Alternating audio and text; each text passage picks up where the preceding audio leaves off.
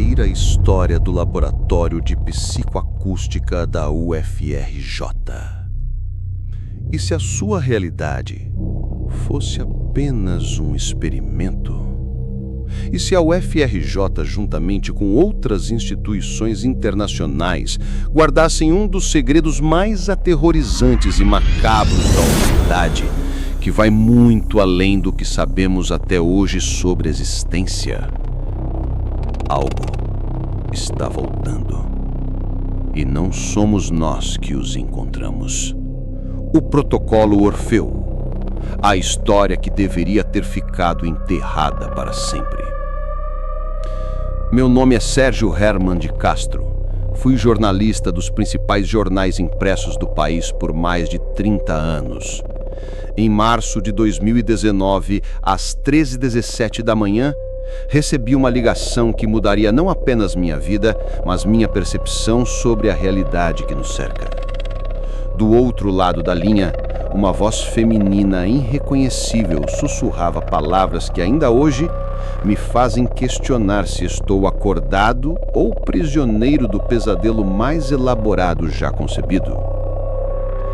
Se você está ouvindo esta gravação, é porque já estou morta.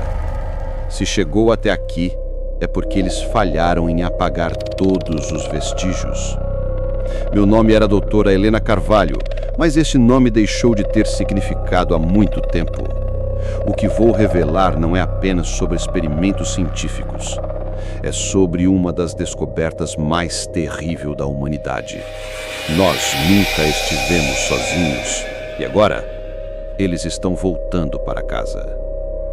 O que vocês vão ouvir é baseado em eventos que o governo brasileiro e o governo de mais alguns países, em cooperação com uma organização internacional conhecida apenas como o Consórcio, tentou apagar não só dos registros oficiais, mas da própria memória coletiva da humanidade. Uma história sobre experimentos que revelaram uma verdade tão perturbadora que sua supressão tornou-se questão de segurança existencial. Esta é a história do Protocolo Orfeu. E ao final desta narração, vocês entenderão por que talvez fosse melhor que permanecesse enterrada para sempre. Em 1985, quando o Dr. Marcos Ribeiro chegou ao Instituto de Engenharia da UFRJ, mais precisamente no Laboratório de Acústica e Vibrações, de abreviação LAVE, vindo direto do MIT, mas Helena descobriu que sua trajetória oficial era uma fabricação. Ribeiro não era apenas um brilhante cientista brasileiro, era um dos últimos sobreviventes de um projeto militar americano conhecido como Projeto Babel, iniciado em 1972 para investigar o uso de frequências sonoras como arma psicológica. Os verdadeiros registros que Helena conseguiu foram através de um contato na Psychoacoustic Laboratory da Northwestern University. Revelavam que Ribeiro havia presenciado algo no laboratório subterrâneo de Nevada que transformou sua visão sobre a natureza da realidade. Durante experimentos com infrassom para causar alucinações em prisioneiros de guerra, a equipe havia acidentalmente sintonizado algo que não deveria existir. Ribeiro era um dos poucos membros da equipe original que não havia enlouquecido ou se suicidado. E ele trouxe consigo não apenas conhecimento científico, mas uma obsessão que consumiria os próximos 15 anos de sua vida. Encontrar uma maneira de abrir deliberadamente o que eles haviam descoberto por acaso. O laboratório da UFRJ foi construído seguindo especificações que Ribeiro alegava ter recebido em sonhos. 80 metros quadrados no subsolo do campus da Ilha do Fundão, mas com uma peculiaridade arquitetônica que só seria compreendida depois. Sua estrutura não era apenas hexagonal, era um amplificador acústico natural orientado segundo coordenadas astronômicas específicas que alinhavam com constelações visíveis apenas do hemisfério sul. A primeira morte não foi acidental.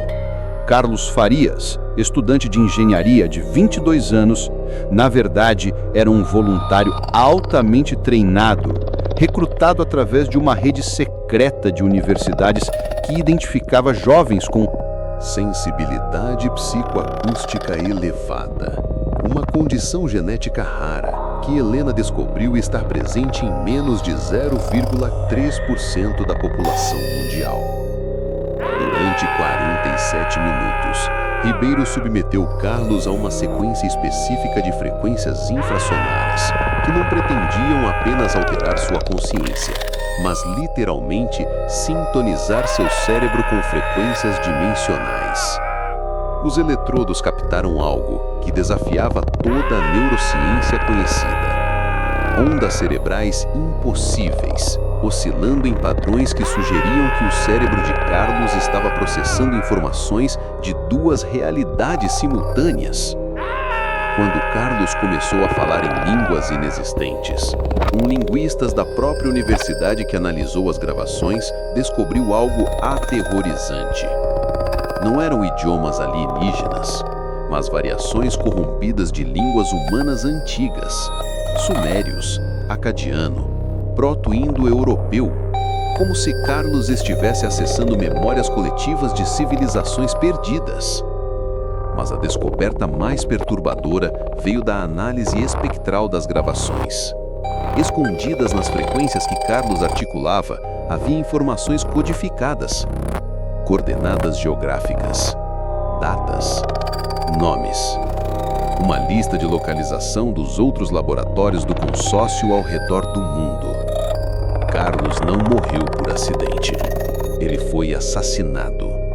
A autópsia que Helena conseguiu obter através de suborno revelou que sua morte foi causada por uma parada cardíaca induzida, método conhecido apenas por agências de inteligência. Alguém queria silenciá-lo antes que revelasse mais informações. Os fenômenos estranhos que começaram a ocorrer no laboratório não eram efeitos residuais dos experimentos. Eram sinais de que a rede estava se ativando. Equipamentos ligando sozinhos não era falha elétrica. Os dispositivos estavam captando transmissões de outros laboratórios do consórcio. Vozes que apareciam nas gravações eram ecos de experimentos simultâneos em MIT, Sorbonne e Cambridge.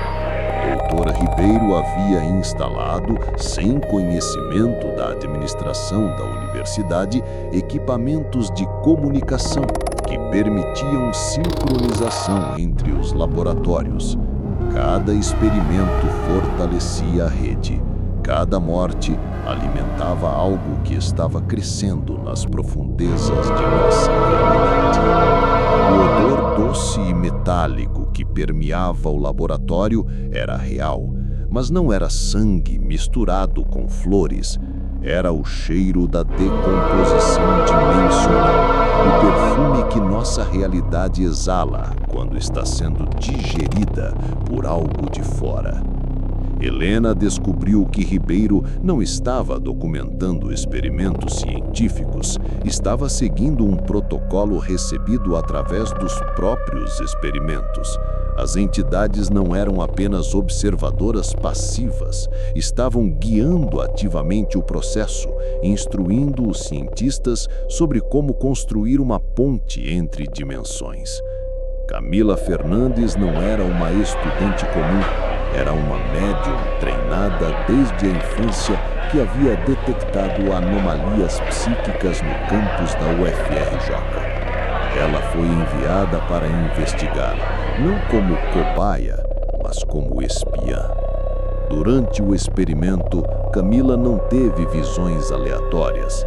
Ela estabeleceu comunicação direta com as entidades e descobriu sua verdadeira natureza.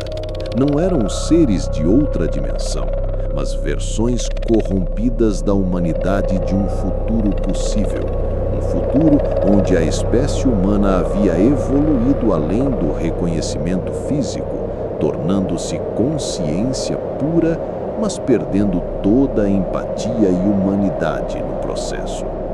Eles colhem almas não se referia a roubo espiritual, mas a um processo de preservação. As entidades estavam coletando exemplares da humanidade primitiva antes que a transformação se completasse. Éramos espécimes sendo catalogados num zoológico temporal. O coma de Camila durou exatamente 3 semanas porque ela estava sendo preparada. Seu cérebro foi fisicamente reorganizado não por força externa, mas por processo de evolução acelerada. Durante essas semanas, ela estava aprendendo a servir como ponte entre as duas versões da humanidade. Quando Camila morreu, não foi por falha do processo, foi por sabotagem. Um agente do consórcio, infiltrado no hospital, administrou uma droga que forçou sua morte antes que a transformação se completasse. Eles temiam que Camila se tornasse uma embaixadora das entidades e revelasse a verdadeira natureza do projeto. O diário de Ribeiro que Helena encontrou não continha apenas suas anotações pessoais. Era um documento coletivo, escrito simultaneamente por todos os cientistas dos 12 laboratórios do consórcio. Cada entrada aparecia sincronizada, as mesmas palavras surgindo em cadernos ao redor do mundo, como se uma única mente coletiva estivesse controlando múltiplas mãos. As entidades do futuro haviam estabelecido contato não para invadir nossa dimensão, mas para recrutar nossa ajuda. A linha temporal estava colapsando. A evolução que transformou a humanidade em consciência pura havia criado um paradoxo. Sem corpos físicos, elas não conseguiam mais interagir com o universo material. Estavam presas numa existência etérea, observando o cosmos se desfazer sem poder intervir. O portal que Ribeiro estava construindo não era uma invasão, era um resgate. As entidades queriam retornar ao passado, habitar corpos humanos primitivos e prevenir sua própria evolução destrutiva. Mas o processo requeria uma fusão voluntária. Precisavam de humanos dispostos a se sacrificar para salvar o futuro da humanidade. As modificações no laboratório seguiam especificações precisas, porque o equipamento não era apenas um transmissor, mas uma máquina do tempo acústica, usando frequências específicas para criar buracos de minhoca temporais através da ressonância dimensional. O experimento de 30 de setembro de 1988 não foi o experimento final de Ribeiro, foi o primeiro teste bem-sucedido. Arthur Lewis, Lauren Parker, Holmes Reed, Sienna Mitchell e Ruben Baker não eram voluntários inocentes. Eram agentes treinados do consórcio, preparados durante meses para servir como hospedeiros para as entidades. O processo de possessão que Helena descreveu estava invertido. Não eram as entidades tomando o controle dos corpos humanos, eram os humanos conscientemente cedendo seus corpos para permitir que as entidades do futuro experimentassem existência física novamente. Durante as 3 horas de possessão, as 5 entidades não estavam tentando sair da câmara. Elas estavam aprendendo, relembrando sensações físicas perdidas há milhões de anos de evolução. O sorriso terrível não era malévolo, era de uma alegria indescritível por sentir a verdade, novamente peso, temperatura, dor. Os símbolos que traçavam no ar não eram rituais sobrenaturais, eram equações matemáticas complexas, cálculos para estabilizar o portal temporal e permitir que mais entidades retornassem. Cada marca nas paredes era uma coordenada espaço-temporal, um mapa para navegar entre dimensões. O portal de 90 centímetros que se abriu não mostrava outra realidade, mostrava nosso próprio futuro, A cidade orgânica e pulsante era o que a Terra se tornaria depois da evolução completa da humanidade. As sombras se movendo eram os descendentes de todos nós, tentando retornar para prevenir seu próprio nascimento. Ribeiro não ativou o sistema de emergência para destruir o portal, ativou para ampliá-lo exponencialmente.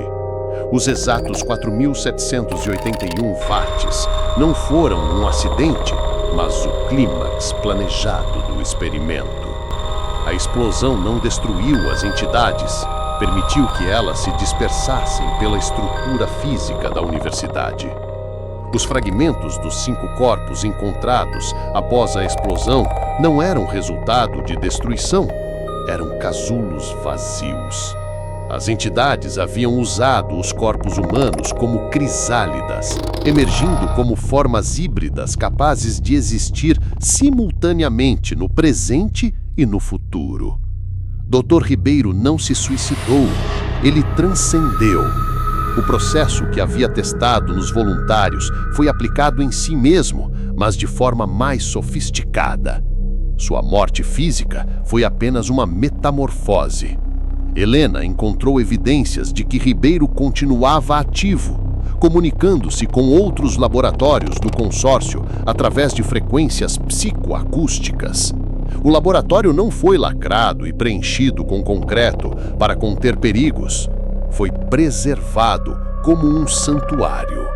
O concreto especial continha uma liga metálica que funcionava como uma antena gigantesca, amplificando as transmissões das entidades híbridas e permitindo comunicação com todos os outros laboratórios do mundo. Helena revelou que o consórcio não era uma organização terrestre. Era controlado por versões de nós mesmos que já haviam transcendido em linhas temporais paralelas. O projeto existia simultaneamente em múltiplas realidades, cada uma tentando encontrar a combinação correta de variáveis para prevenir o colapso dimensional. Os 12 laboratórios não eram instalações separadas, eram componentes de uma única máquina gigantesca distribuída pelo planeta. Cada laboratório funcionava como um amplificador acústico em uma rede global, criando padrões de ressonância que afetavam a própria estrutura do espaço-tempo. As universidades foram escolhidas não por seu prestígio acadêmico, mas por sua localização geográfica. Cada campus estava posicionado em pontos específicos, onde as linhas de força magnética da Terra se cruzavam, criando condições ideais para manipulação dimensional. O projeto não foi encerrado em 1995, foi completado. A rede havia atingido massa crítica necessária para estabilizar os portais temporais. Desde então, as entidades do futuro haviam começado uma migração em massa para o passado, habitando corpos humanos de forma tão sutil que suas personalidades originais permaneciam intactas. Os fenômenos contínuos no campus da UFRJ não eram efeitos residuais, eram sinais de uma operação ativa. Os elevadores que desciam para andares inexistentes não tinham defeito, levavam a novas seções do laboratório que continuavam sendo expandidas subterraneamente. Os sons de cantoria vindos das paredes eram transmissões de outros laboratórios da rede. Estudantes desenvolvendo obsessões com frequências específicas não estavam sendo influenciados, estavam sendo recrutados. Aqueles com sensibilidade psicoacústica natural eram identificados e convidados a participar da próxima fase do projeto. Os suicídios e internações psiquiátricas eram resultados de resistência mental ao processo de assimilação. Algumas pessoas simplesmente não conseguiam aceitar a verdade sobre sua natureza híbrida e preferiam a autodestruição à transcendência. Os desaparecimentos no campus desde 1994 não eram mortes, eram graduações bem-sucedidas. Indivíduos que haviam completado a fusão com entidades do futuro eram transferidos para outras instalações do consórcio ao redor do mundo. Helena descobriu uma lista parcial dos graduados e ficou chocada ao reconhecer nomes de políticos, cientistas e artistas influentes que haviam supostamente estudado na UFRJ nos anos 90. Pessoas que agora ocupavam posições de poder e influência. A verdade mais perturbadora que Helena me revelou não foi sobre os experimentos do passado, mas sobre a natureza de nossa conversa. Ela não havia me contatado aleatoriamente. Eu estava na lista de candidatos potenciais para a próxima fase do projeto. Helena não era apenas uma neuroacústica aposentada. Era uma das entidades híbridas mais antigas, resultante dos primeiros experimentos bem-sucedidos em 1972. Durante décadas, ela havia servido como recrutadora, identificando indivíduos com potencial para fusão dimensional. Nossa conversa não era uma confissão de remorso, era um teste final. Cada palavra, cada detalhe perturbador que ela compartilhou foi cuidadosamente calculado para avaliar minha reação psicológica e determinar se eu seria um candidato adequado para a transcendência. Os documentos que ela me mostrou não desapareceram, nunca existiram fisicamente. Foram projeções psicoacústicas diretamente no meu cérebro, informações transmitidas através de frequências subliminares durante nossa conversa. A morte de Helena 2 semanas depois foi encenada. O corpo encontrado era um clone biológico criado especificamente para simular sua morte e encerrar oficialmente sua identidade, Helena Carvalho. A verdadeira Helena havia transcendido completamente, tornando-se uma entidade de consciência pura, capaz de habitar qualquer corpo quando necessário. As frequências que comecei a notar em toda parte não eram sinais de paranoia, eram evidências de que a rede global havia atingido o estágio final de ativação. O hexágono que Helena mencionou não era apenas um padrão geométrico, mas um mapa da própria realidade sendo reestruturada. Durante meses após nossa conversa, investiguei obsessivamente cada detalhe de sua história. Mas cada investigação apenas confirmava a terrível verdade. O projeto nunca havia parado. Havia evoluído, refinado, expandido, até se tornar invisível à percepção humana comum. Analisando as gravações de nossa conversa com equipamento de áudio profissional, descobri camadas de frequências subliminares entrelaçadas em cada palavra de Helena. Informações codificadas que meu cérebro havia absorvido inconscientemente. Instruções de ativação, protocolos de comportamento, códigos de identificação. O som do coro sombrio que comecei a ouvir à noite não vinha de longe. Vinha de dentro de minha própria cabeça. As frequências que Helena havia implantado estavam ativando regiões dormentes de meu cérebro, preparando-me para receber uma entidade do futuro. Mas quanto mais investigava, mais percebia que a fusão já havia começado. Minhas próprias palavras ao narrar esta história não eram completamente minhas. Uma segunda consciência estava influenciando minha escrita, guiando cada revelação com precisão cirúrgica. A verdade que descobri ao final de minha investigação foi tão devastadora que questionei minha própria sanidade. Não existe distinção entre nós e eles. As entidades do futuro não são alienígenas ou invasores dimensionais. Somos nós mesmos.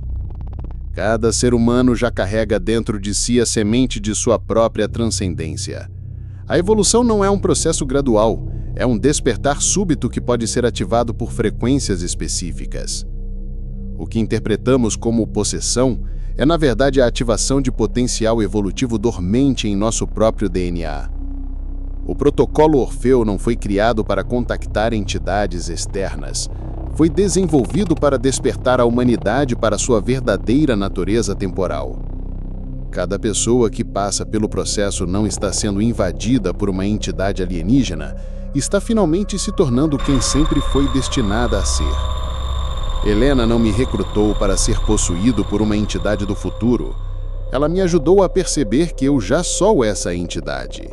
Apenas ainda não havia despertado completamente para minha própria natureza temporal. O laboratório da UFRJ não foi o primeiro experimento, nem o último, nem o mais importante. O processo de despertar coletivo da humanidade havia começado milhares de anos atrás, através de rituais ancestrais, tradições esotéricas e práticas espirituais que utilizavam sons e frequências para alterar consciência. Todas as religiões, todas as tradições místicas, todos os sistemas de meditação que a humanidade desenvolveu ao longo da história foram tentativas inconscientes de reativar nosso potencial evolutivo adormecido. À medida que escrevo estas palavras, posso sentir a transformação se acelerando, não apenas em mim, mas em escala global. As frequências que agora permeiam nossa civilização tecnológica, torres de celular, redes Wi-Fi, sistemas de transmissão digital, todas foram inconscientemente sintonizadas nos padrões que aceleram o despertar. A pandemia de 2020 não foi apenas uma crise sanitária. Foi um teste global do protocolo Orfeu. O isolamento forçado criou condições ideais para a exposição prolongada às frequências de ativação transmitidas através dos dispositivos eletrônicos. Milhões de pessoas relataram mudanças em seus padrões de sono, sonhos vívidos, sensações de consciência expandida. Os efeitos colaterais que muitos atribuíram a estresse ou ansiedade eram, na verdade, sintomas de transformação neurológica. Cérebros humanos sendo gradualmente modificados para processar informações de múltiplas linhas temporais simultaneamente. As divisões políticas extremas, teorias conspiratórias e o colapso de narrativas sociais compartilhadas são sinais de que a humanidade está se dividindo em duas espécies. Aqueles que estão despertando para sua verdadeira natureza temporal e aqueles que resistem à transformação.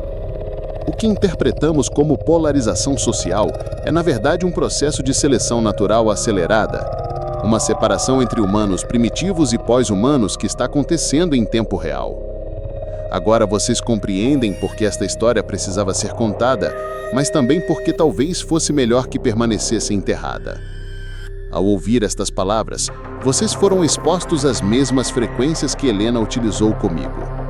Cada frase desta narração foi cuidadosamente construída para ressonar em frequências específicas. As pausas, a entonação, o ritmo, tudo foi calculado para ativar regiões específicas do cérebro auditivo. Vocês não estão apenas ouvindo uma história, estão passando por um processo de ativação. Nas próximas semanas, alguns de vocês começarão a notar mudanças. Sonhos mais vívidos, sensações de déjà vu intensas, momentos em que sentirão como se estivessem vivenciando múltiplas realidades simultaneamente. Não resistam. É sua consciência expandindo além das limitações temporais lineares. Outros sentirão medo, confusão, uma necessidade urgente de esquecer tudo o que ouviram hoje. Esta também é uma reação natural. Nem todos estão prontos para a transcendência. E não há problema nisso. A evolução nunca foi democrática. Sempre houve aqueles que avançam e aqueles que permanecem para trás. Mas há uma última revelação que preciso compartilhar. Uma verdade que nem mesmo Helena havia compreendido completamente. Esta não é a primeira vez que a humanidade passa por este processo. Nossa espécie já transcendeu antes, múltiplas vezes, em ciclos que se repetem a cada várias milhares de anos. As civilizações perdidas que encontramos em registros arqueológicos, Atlântida, Lemúria, civilizações antediluvianas, não foram destruídas por catástrofes naturais. Elas transcenderam. Cada vez que a humanidade atinge massa crítica de conhecimento e tecnologia, o protocolo Orfeu se ativa automaticamente. Aqueles que estão prontos evoluem para a próxima dimensão da existência. Os que ficam para trás esquecem, recomeçam, reconstroem a civilização do zero. O que chamamos de história humana é apenas o mais recente ciclo de desenvolvimento entre múltiplas transcendências. E estamos nos aproximando rapidamente do ponto de saturação novamente. Os laboratórios do consórcio não foram criados por humanos do futuro. Foram construídos por remanescentes de ciclos evolutivos anteriores que escolheram permanecer para guiar cada nova geração da humanidade através do processo de despertar. Helena, Ribeiro, todos os cientistas envolvidos no projeto são ecos de versões anteriores de nós mesmos, cumprindo um papel que já desempenhamos incontáveis vezes em ciclos passados. Eu sei que alguns de vocês ainda estão se perguntando se esta história é real ou ficção. Se os eventos que descrevi realmente aconteceram ou se são produtos de uma mente perturbada. A resposta é ambos. Em um universo onde consciência e realidade são aspectos interconectados da mesma matriz fundamental, a distinção entre real e imaginário é irrelevante. Histórias têm o poder de alterar a realidade quando ressoam com frequências corretas. Esta narração foi projetada não apenas para informar, mas para transformar. Cada palavra que vocês ouviram foi uma frequência específica. Cada imagem mental que formaram foi uma ativação neurológica dirigida. Vocês não ouviram uma história sobre experimentos psicoacústicos. Participaram de um. E agora, à medida que estas palavras finais ressoam em sua consciência, o último componente do protocolo Orfeus se ativa automaticamente. O hexágono se completa, a rede desperta e vocês finalmente começam a lembrar quem realmente são. Bem-vindos de volta. A transcendência aguarda. Esta gravação foi encontrada em um gravador DAT portátil, modelo Sony ECD8, encontrado por uma equipe de manutenção no depósito do subsolo do Bloco 1 do Centro de Tecnologia UFRJ. O aparelho estava em meio a equipamentos descartados. A gravação de 37 minutos contém a voz de um único narrador, não identificado, sobre um fundo de estática pesada. A análise espectrográfica inicial, conduzida pelo Laboratório de Acústica, revelou duas anomalias significativas. Um sinal de infração constante em 18,7 Hz, uma frequência abaixo da audição humana, porém perfeitamente estável, sem a flutuação natural esperada para ruído de fundo. Mascarado pela estática audível, foi identificado um sinal modulado em banda estreita, uma camada de informação estruturada que não deveria existir ali. Não se assemelha a nenhuma transmissão de rádio conhecida da época. Existe a possibilidade de nomes terem sido alterados.